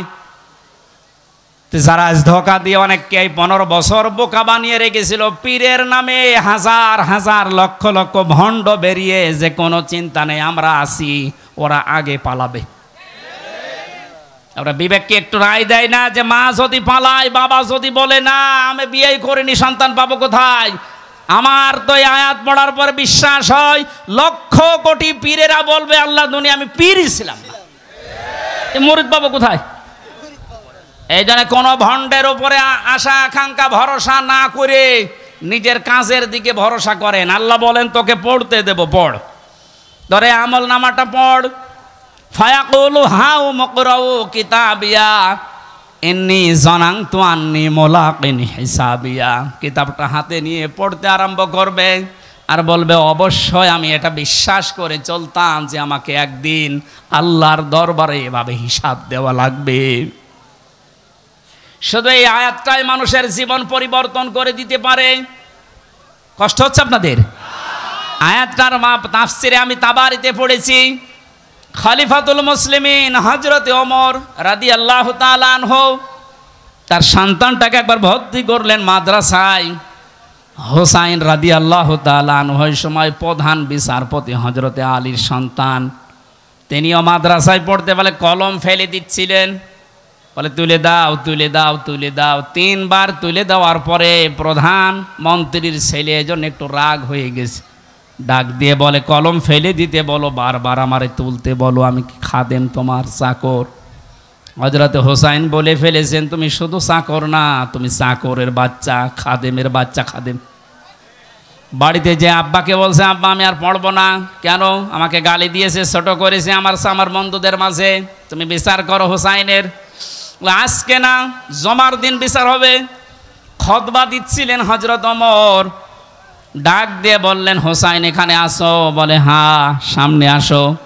তুমি আমার সন্তানকে গালি দিয়েছ, খাদেমের বাচ্চা খাদেম বলে অপমান করেছো। হযরতে হোসাইন বললেন হ্যাঁ আমি বলেছি। তিনি বলেন কেন বললেন? হযরতে হোসাইন ওখান থেকে দাঁড়িয়ে বলে খলিফা বুকে হাত দিয়ে বলেন তো আপনি কি আমার নানার খাদেম ছিলেন না? হযরত ওমরের কথা বন্ধ হয়ে গেছে, চোখের পানি ফেলে বলে আমি তো খাদেম ছিলাম, এভাবে তো ভাবি নাই। আমি যে খাদেম ছিলাম এটা তো আমি তো জানি। তুমি কি লিখে দিতে পারবে যে আমি নবীর খাদেম ছিলাম তোমার নানার? হ্যাঁ কাগজ নিয়ে আসেন। খেজুর পাতা নিয়ে এসেছে, লিখে দিলেন এই ওমর আমার নানার খাদেম ছিল, আমি দেখেছি। এতে হোসাইন ইবনে আলী সই করে দিলাম। কাগজটা হাতে নিয়ে হযরত ওমর বলে নবীর সাহাবীরা বিচার হয়ে গেছে। ছোট মানুষ আব্দুল্লাহ ও তো বোঝে না, বলে কি বিচার করলে বাবা? তুমি তো এখনো মারধর শুরু করনি। হযরত ওমর বলে সন্তান যে বিচার করেছে এটা দুনিয়া না, মরণের পরও কাজে লাগবে। আমি ইন্নী জানান্তু আন্নী মুলাকিন হিসাবিয়া, আমি বিশ্বাস করে দুনিয়ায় চলি যে আমাকে হিসাবের মুখোমুখি হওয়া লাগবে। আমি ওমর 26 বছর বয়সে মুসলমান হয়েছি, বাকি এই কয় বছর ইবাদত বন্দেগী চাই করলাম, হিসাব দিতে পারবো কিনা জানি না। মারা যাওয়ার পরে কাগজটা আমার কাফনের ভেতরে দিয়ে দিও। আল্লাহ যখন আমাকে তার সামনে তুলে ডাক দিয়ে বলবে হিসাব দাও, জীবনে কিছুই যদি কবুল না হয় এই কাগজটা আল্লাহকে দেখিয়ে বলবো রব্বুল আলামিন তুমি আমার জীবনের কিছু যদি পছন্দ না করো, তোমার ভালো না লাগে, কাগজটার দিকে তাকাও, তোমার নবীর নাতি লিখে দিয়েছে আমি নবীর খাদেম ছিলাম, এ ওসিলাই হলেও তুমি আমারে মাফ করে দাও। জবাব দেওয়া, হিসাব দেওয়া কিয়ামতের ময়দান, এটা তাদের কোন পর্যায়ে ছিল? তারা কি বিশ্বাস করত হিসাবিয়া? আর আমরা কোথায় আছি? আল্লাহ পাক বলেন হিসাব বড় কঠিন জিনিস, এজন্য আমার নবী পর্যন্ত প্রতিদিন 100 বার করে দোয়া করতো, আল্লাহুম্মা ইন্না আলাইয়া হিসাবা ইয়াসিরা, হে আল্লাহ তুমি আর চাই করো আমার হিসাবটা সহজ করে দিও। নবীজি মাঝে মাঝে বলতেন সাহাবীরা আল্লাহর দয়া ছাড়া হিসাব দিয়ে কেউ জান্নাতে যেতে পারবে না। সাহাবীরা বলেন হুজুর আপনি? বিশ্বনবী বলেন আমারও সম্ভব না আল্লাহর দয়া ছাড়া হিসাব দিয়ে জান্নাতে যাওয়া। বাংলার মুসলমানেরা যারা আগে পেছনের সব অপরাধ আল্লাহ মাফ করে দিয়েছে, এই মানুষটা যদি 100 বার হিসাবের বিষয়ে চিন্তা করে 24 ঘন্টায়, আমাদের কতবার হিসাব আসা দরকার। যে হিসাবটা যত বেশি আসবে এই দেশ থেকে দুর্নীতি তত বেশি পালাবে। আজ এক একটা মন্ত্রী, এক একটা নেতার ঘরে যত টাকা যত স্বর্ণ পাওয়া যাচ্ছে, এর একটাই কারণ, এরা কোনোদিন বিশ্বাস করে না যে আর একটা জায়গা আছে যেখানে হিসাব দেওয়া লাগবে। এখন যারা দায়িত্বে আছেন, পরবর্তীতে যারা আসবেন, তারা 100 ভাগ বিশ্বাস করে ওই জায়গাগুলোতে যাবেন যে আমি আর চাই করি আমাকে কিন্তু হিসাবের মুখোমুখি হওয়া লাগবে। বাংলার দোদক না, বাংলার বিচারপতি না, আমার যিনি আলাইসাল্লাহু বিআহকামিল হাকিমিন, সব চাইতে বড় বিচারপতি যিনি, ওনার সামনে আমার হিসাব দেওয়া লাগবে। কথা বলেন ঠিক কিনা? আমি হামজা সহ যত মানুষ এখানে বসে আছি প্রত্যেককেই যেন এই আয়াতটা নিজের সাথে মিলিয়ে আল্লাহ আমাদের হিসাব যেন সহজ করে দেন, বলেন আমিন। ফাওয়া ফি ঈশাতির রাদিয়া, এই লোকটাকে আল্লাহ সন্তোষজনক জীবন দান করবেন।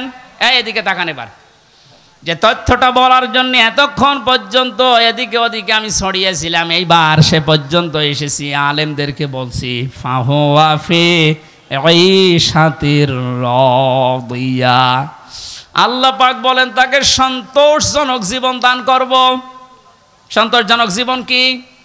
ফি জান্নাতিন আলিয়া, সুউচ্চ মাকাম জান্নাত যেটা, ওখানে আল্লাহ তাকে পৌঁছিয়ে দেবেন। কুতুফুহা দানিয়া, যার ফলগুলো হাতের নাগালে এসে নাড়াচাড়া করবে। কুলু ওয়াশরাবু হানিয়াম বিমা আসলাফতুম ফিল আইয়ামিল খালিয়া,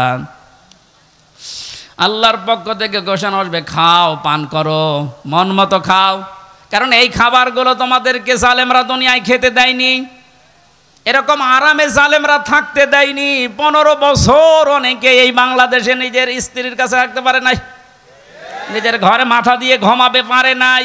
এই কথা বলে না কেন?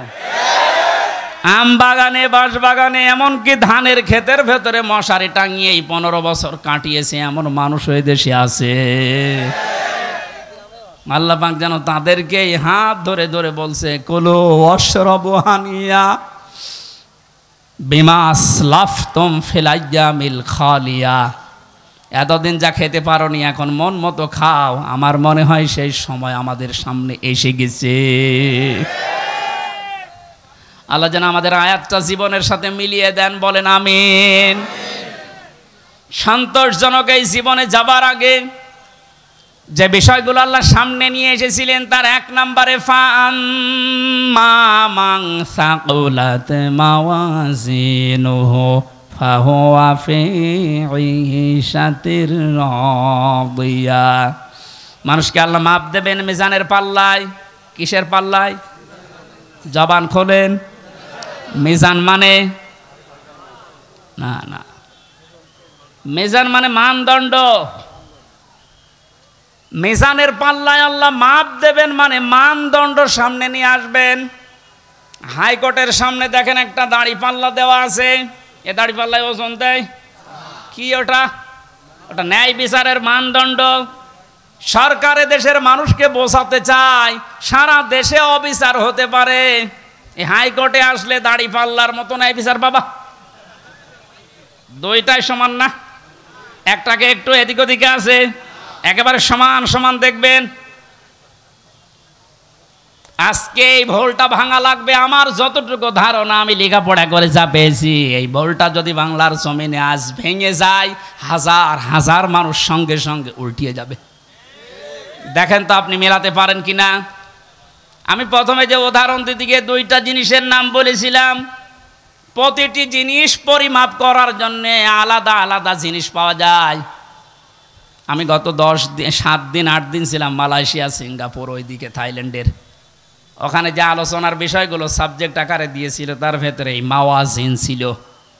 বলে মাওয়াজিনের অর্থ আপনি বের করেন তো, একটা একটা করে 99টা অর্থ আমি আবিধান থেকে বের করেছি। এক একটা শব্দের ব্যাখ্যা করার জন্য আমার আলাদা আলাদা সময় দিয়েছে, কারণ ওই দেশে অনেক বড় বড় শিক্ষিত মানুষ স্টেজে থাকে, মসজিদের ভেতরে অথবা অডিটোরিয়ামে হয়। এখান থেকে আমি যেটা নিতে পেরেছি, এই যে মাওয়াজিনুহু দিলেন, মিজানের পাল্লার এই মাপটা যদি আপনি পরিষ্কার করতে না পারেন, ক্লিয়ার হতে না পারেন, আপনার অপরাধ প্রবণ জীবন থামবে না।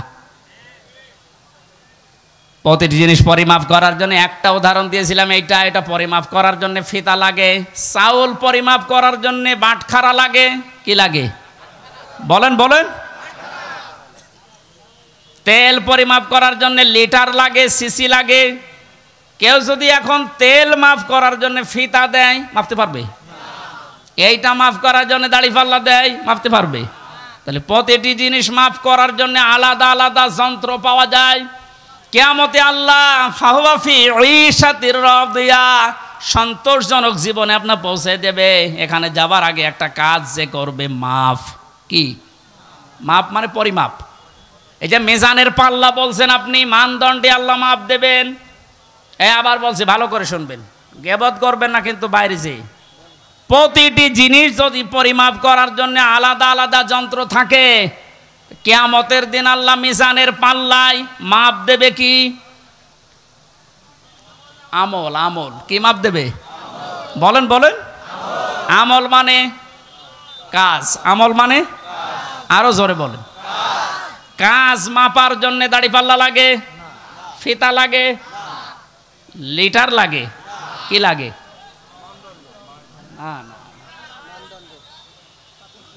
কে বলেছে না? কি ছাত্র ক্লাস করাচ্ছে আল্লাহ জানে। এটার জন্যই তো আসতে হয়।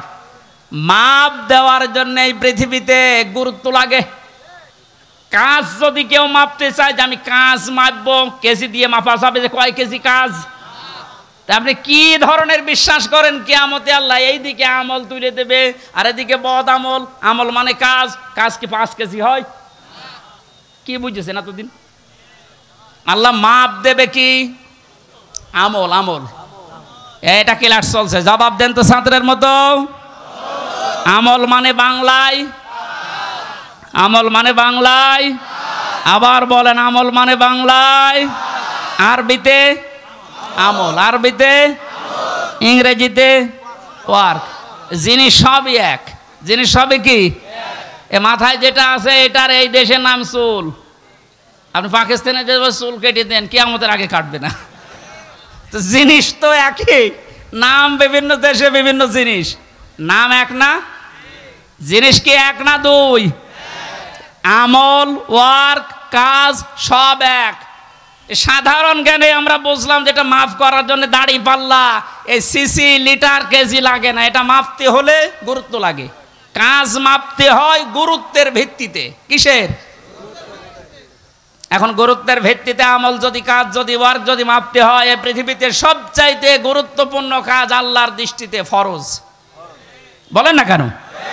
এরপরে ওয়াজিব, এরপরে সুন্নাত, এরপরে নফল, এরপরে মুস্তাহাব, এরপরে মোবা। এ সিরিয়াল আকারে ধরেন। আপনি সারা জীবন মোবা, সুন্নত, মুস্তাহাব হাজার হাজার করেছেন, নফল, কিন্তু ফরজ ওয়াজিব করেননি। আপনার গুরুত্ব থাকবে কাজের? বলেন। এই স্টেজের গুরুত্ব কি? এই যে সামিয়ানা আর এই খুঁটি, এই দুইটা আসল জিনিস। এর ভেতরে আরো অনেক অন্য জিনিসও আছে, না দিলেও অসুবিধা নেই। এই যে লাইট যদি না দেন, স্টেজ থাকবে না? এই টেবিলটা না দিলে থাকবে না? এটা না দিলে বিউটিফাই হবে না। কিন্তু স্টেজ তো মানুষ বলবে যে সামিয়ানা আছে, খুঁটি আছে। আপনার জীবনে ফরজ কাজ 500। কয়টা? আপনি কোরআন পড়েন, 500 শরীয়তের বিধান পাবেন। 499টা আপনি করেছেন, একটা করেননি, আপনার পুরা জীবনের সব আল্লাহ বাতিল করে দেবে। এই যে বাতিল যে করে দেবে, কোথায় পেলেন? বলেন। আমি বেশি সময় নিয়ে ফেলছি, আর 5-7 মিনিট থাকবেন না? এই যে নামাজ, আমরা যারা এশার নামাজ পড়লাম, এশার নামাজের ভেতরে ফরজ ছিল 13টা, 12টা আদায় করেছে কেউ, একটা আদায় করে নাই। ওর নামাজে সওয়াব হবে 5টা। কি? 0, 0, কিচ্ছু হবে না। এটা যেমন সহজে বুঝেছেন, কোরআনে কারিমে আল্লাহ 500 আয়াত শরীয়তের বিধান ফরজ এটা দিয়েছেন। 499টা মেনেছেন, একটা মানেননি। আপনার জীবনে সওয়াব হবে 0, 0, কাজের কোনো গুরুত্ব নেই। কিয়ামতে আল্লাহ যখন মাপবে একেবারে 0 হয়ে যাবে। এই পাল্লাটা ভারী হয়ে যাবে। আমি আশা করি বোঝাতে পেরেছি। এই জন্য জীবনে ফরজ যেন না বাদ যায়। কথা বুঝেছেন? নামাজ পড়া যেমন ফরজ, রোজা রাখা ফরজ, হজ করা ফরজ, সম্পদ থাকলে যাকাত দেওয়া ফরজ, দিন কায়েম করার চেষ্টা করা কি? এইটাকে কেউ যদি রাজনীতি, দুনিয়ার কাজ মনে করে এড়িয়ে যায়, কিয়ামতে ওকে যখন আল্লাহ মাপ দেবে, কাজের গুরুত্বের ভিত্তিতে কিচ্ছু পাওয়া যাচ্ছে না। 12টা ফরজ আদায় করে একটা আদায় না করলে যেমন 0 হয়, কোনো সওয়াব হয় না। আশা করছি কথার অর্থ আপনি বুঝেছেন, এখন না বোঝার ভান করে আছেন। আমার মনে হয় আপনাকে ঝড়ে কোদাল দিলেও আর আপনি বসবেন না, যা বোঝার আপনি বুঝেছেন, এখন আপনি আমল করেন। এই পর্যন্ত আমরা যা পড়েছিলাম 25 নম্বর আয়াত সূরা হাক্কাতের, 26 থেকে আলোচনা হবে সামান্তা মাদ্রাসায়। কয় তারিখে যেন ওইটা? যাদবপুর বাজারে কলেজ ময়দানে, ওখানে এই 26 আয়াত থেকে শুরু করব। এই প্রচণ্ড গরমে আর মানুষের চাপ আমি শেষ করে দিলাম। বারাকাল্লাহু লানা ওয়া লাকুম ফিল কোরআনিল আযীম, আল্লাহুম্মা আমিন। আমার ওই যে লিখিত বই আছে, গাড়িতে যাওয়ার সময় নিজে নিয়ে যাবেন, বাড়িতে লোকজনকে পড়তে বলবেন। রব্বানা যালামনা আনফুসানা ওয়া ইল্লাম তাগফির লানা ওয়া তারহামনা লানাকুনান্না মিনাল খাসিরিন। রব্বুল আলামিন কোরআনের পাখি বিশ্বনন্দিত মুফাসসির আল্লামা শহীদ দেলাওয়ার হোসাইন সাইদি এবং যে যুবকেরা বাংলাদেশ স্বাধীন করার জন্য জীবন দিয়ে গেল, এই মানুষগুলোর জন্য আজকের তাফসির মাহফিলে হাজার হাজার লক্ষ মানুষেরা জড়ো হয়েছে। কোরআন থেকে আমল নামার বিষয়ে যে কথাগুলো বলেছি, তুমি আমল করার তৌফিক আমাদের দাও। কাজ যেন আমরা ইখলাসের সাথে ভালো কাজে আঞ্জাম দিতে পারি, সেই পরিবেশ তৈরি করে দাও। এতদিন পর্যন্ত জালেমের জুলুমের শিকার হয়ে যে মানুষগুলো মজলুম অবস্থায় ছিল, আল্লাহ তুমি তাদেরকে প্রতিদান দিও, তাদেরকে ইখলাসের কারণে, ধৈর্যের কারণে মেহেরবানি করে তুমি দান করো। মাহফিলের আয়োজন করতে গিয়ে তোমার যে যুবক বান্দারা শ্রম দিয়েছে, যারা টাকা পয়সা দিয়েছে, আল্লাহ এদের টাকাগুলো ওসমানের সাথে কবুল করো। রব্বুল আলামিন যারা শহীদ হয়ে কবরে গেলেন, শাহাদাতের সর্বোচ্চ মাকাম দান করো। যারা অসুস্থ হয়ে আল্লাহ তাআলা গুলিবিদ্ধ হয়ে যে মানুষগুলো হাসপাতালের বেডে এখনো পর্যন্ত কাম কাতরাচ্ছে, এদেরকে তুমি শেফায়ে কামেলা আজেলা নসিব করে দাও। এখানে হাজারো মানুষ আমরা আছি, আমাদের মনের কামনা বাসনা একটাই, তোমার কোরআন দিয়ে দেশ চলছে, এটা চললে কেমন দেখা যায় এটা আমরা দেখতে চাই। মা বোনেরা পর্দার আড়ালে বসে আছে, এরাও বহু কষ্ট সহ্য করেছে। আল্লাহ মজলুম মা বোনদেরকেও তুমি কবুল করো দিনের জন্যে। তাদের পেটে তুমি হজরতে আয়েশার মতো, হজরতে হুসাইন হাসানের মতো সন্তান দান করো। এলাকায় আসলে তোমার বান্দা মরহুম আব্দুল হান্নান, তোমার আলেম বান্দার কথা মনে পড়ে, মাবুদটাকে তুমি কবরে মাফ করে দাও। আল্লাহ তাআলা এখানে যারাই কথা বললেন, মাওলানা হোসাইন আহমেদ মাহফুজ সহ নামনা জানা যত আলেম এসেছে, আল্লাহ আমার শ্বশুর এসেছে, তার বাবা মাকে হারিয়েছে, তুমি তার বাবা মাকে তার সন্তানের ওসিলায় মাফ করে দাও। আমার মামা এসেছে মাওলানা আলমগীর হোসাইন, তার বাবাকে সে হারিয়েছে, আল্লাহ তার বাবাকেও মাফ করে দাও। হাফেজ মাওলানা আবু সালেহ সহ কত আলেম এখানে বসে আছে, আল্লাহ আল্লাহ আলেমদের দিকে তাকিয়ে হলো আজকের এই মোনাজাত কবুল করে দাও। যে বাড়িতে এসে বসেছিলাম, এই বাড়ির ওপরে রহমত নাজিল করো। আল্লাহ আমাদের শরীরটাকে সুস্থ রাখো। বহু জুলুম অত্যাচারে দেশের মানুষ আমরা সহ্য করেছি, আল্লাহ জুলুমের পরাজয় যখন হয়েছে, এই জালেমদেরকে আর তুমি এই দেশে জায়গা দিও না। নূহ নবী দোয়া করেছিলেন, রব্বিলা তাদারনি মিনাল কাফিরিনা দাজ্জারা ইন্নাকা ইন তাদারহুম ইউদিল্লু ইবাদাকা ওয়ালা ইয়ালিদু ইল্লা ফাজিরান কাফফারা। ওদের পেট থেকে যেটা আসবে ওইটাও তোমার নাফরমান হবে। এই জন্য কোনো জালেম যেন এদেশের জমিনে আর জায়গা না পায়, সেই ব্যবস্থা করে দাও। কোরআনের জন্য এই 17 বছর যারা মাজলুম অবস্থায় জীবন কাটিয়েছে, আল্লাহ তোমার ওয়াদা, তাদেরকে তুমি ওয়ারিশ বানাবে জমিনের। এই মাজলুমদের হাতে এই জমিনের দায়িত্ব দিয়ে দাও। আমরা শরীরে অনেকে রোগ শোক নিয়ে আসি, আমাদেরকে শেফায়ে কামেলা আজেলা দান করো। রব্বুল আলামিন আমার মা বাবাকে মাফ করে দাও, আমার দাদা দাদি নানা নানিকে মাফ করো। যে যার জন্য আমরা হাত তুলেছি, আমাদের কারো মোনাজাত ফেরত দিও না, কবুল করে নাও। এই গ্রামে মাটির নিচে যত মানুষ ঘুমিয়ে আছে, আল্লাহ কবরগুলো জান্নাত বানাও। আগামীতে এই ময়দানটা কোরআনের জন্য উন্মুক্ত করে দাও। অধ্যাপক মতিউর রহমান স্যার সহ অধ্যাপক ফারুক আহমেদ সহ যত অতিথি আজকের মাহফিলের প্রত্যেককেই ওমরের মতো বানিয়ে দাও আল্লাহ। বাংলার জমিনটা তুমি কোরআনের হাতে তুলে দাও। কখন কার মরণ চলে আসে জানি না, এখনো আমরা এখানে কেউ জানি না মহেশপুরের বাজারে, সেজিয়ার বাজারে কার কাফনের কাপড় এসে গড়াগড়ি করছে। ওই সাদা কাপড় গায়ে ঝড়ানোর আগে তোমার কালেমাটা আমাদের মুখে দিয়ে দিও, লা ইলাহা ইল্লাল্লাহু মুহাম্মাদুর রাসূলুল্লাহ।